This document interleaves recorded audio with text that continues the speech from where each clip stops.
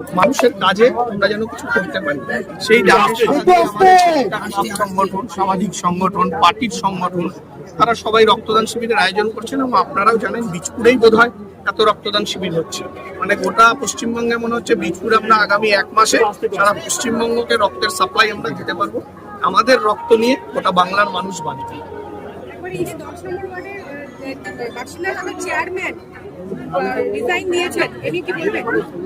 Design দিয়েছেন, ওনার মনে হয়েছে যে ওই চেয়ারটায় থাকার আর নৈতিক অধিকার ওনার নেই। তাছাড়া বোর্ড ভেঙেও গেছিল, চেয়ারম্যান উনি থাকার প্রশ্নই নেই ছিল না। তারপরেও ডিজাইন দিয়েছেন, ভালো করেছেন। তবে কিছু প্রশ্নের জবাব যেগুলো অধরা থেকে গেছে সে প্রশ্নগুলোর জবাব ওনাকে দিতে হবে। পৌরসভা থেকে সে ব্যাপারে জানতে চাওয়া হবে। যে প্রশ্নগুলো আছে মানুষের, পৌরসভা মানে সেটা আমার নয় আপনারও নয়, সেটা মানুষের ট্যাক্সের টাকায় সমস্ত কিছু হয়। তাহলে সেই টাকার কিছু নয়ছয় আছে, সেগুলোর জবাব দিতে হবে একদম পদ্ধতি মেনে। তাই তো দেখলাম সেই ডিজে বাজলো। রাজনীতিতে এটা একটা খারাপ প্রবণতা, যে প্রবণতা তৃণমূল কংগ্রেস সেট করে গেছে। তৃণমূল কংগ্রেস এই সংস্কৃতিটা তৈরি করেছে। আজকে আমি যা শেখাবো সেইটাই ফেরত পেতে হবে। তা অভিষেক ব্যানার্জি বলেছিলেন যেভাবে, মমতা ব্যানার্জির প্রকল্প তো কোমরে দড়ি বেঁধে, উনি তো প্রধানমন্ত্রীকে দড়ি বেঁধে ঘোরাতে চেয়েছেন, সেই প্রকল্প চালু হয়েছে। মমতা ব্যানার্জির ধন্যবাদ জানানো উচিত এই সরকার।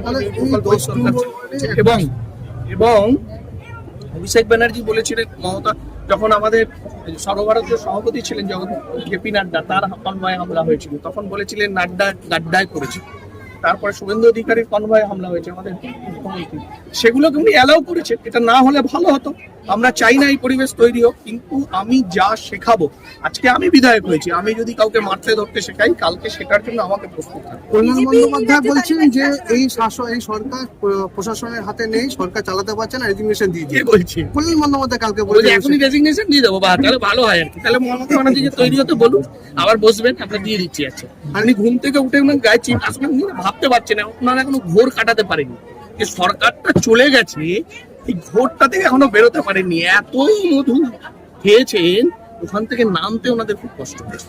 কালকে ধরুন মাইলেজ পেয়ে গেল, বিজেপি নাকি মাইলেজ দিয়ে দিল, আগামী দিনে নাকি যুব নেতা হিসেবে প্রতিষ্ঠিত। বিজেপি মাইলেজ দেওয়ার কিছু নেই। মানুষের এটা, যে মানুষের যত ক্ষোভ ছিল, আমি বলছিলাম না একটু আগে বলার সময়, আমি যদি মানুষকে কথা বলতে না দিই, মানুষ কথা একদিন বলবে, কিন্তু সেদিন বহিঃপ্রকাশটা অত্যন্ত তীক্ষ্ণ হবে, রূঢ় ভাবে হবে।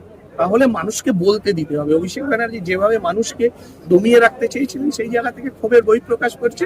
এবার নেতা হলেন কিনা সেটা তো আমাদের বিষয় না, যদি নেতা হবেন ভালো। তো উনি যদি সমস্ত কিছু বাধা অতিক্রম করে বিরোধী নেতা হিসেবে রাস্তায় থাকেন, গণতন্ত্রে বিরোধী দল কাম্য, গণতন্ত্রে ভালো বিরোধী নেতা কাম্য। ফলে আমি ব্যক্তিগতভাবে বলি, আমি অ্যাপ্রিসিয়েট করি যে একটা বিরোধী দল থাকা উচিত। ওনারা যদি সেই ভূমিকা পালন করতে পারেন, খুব ভালো কথা।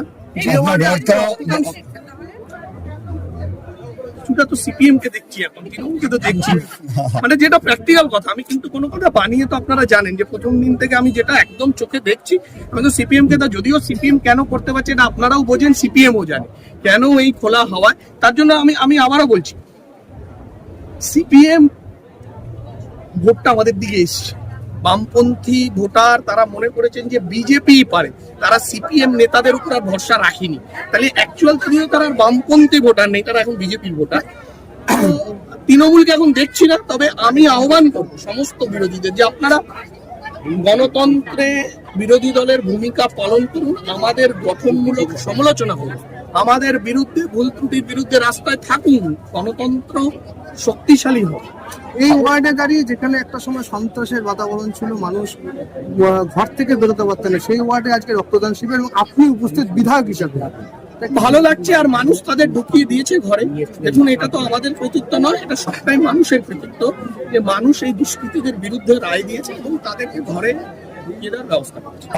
এই পরিবেশটাই আমরা চেয়েছিলাম। আমাদের মাননীয় বিধায়ক যেভাবে বলেছিলেন, আজকে দেখতে পাচ্ছেন সেটা বাস্তবে।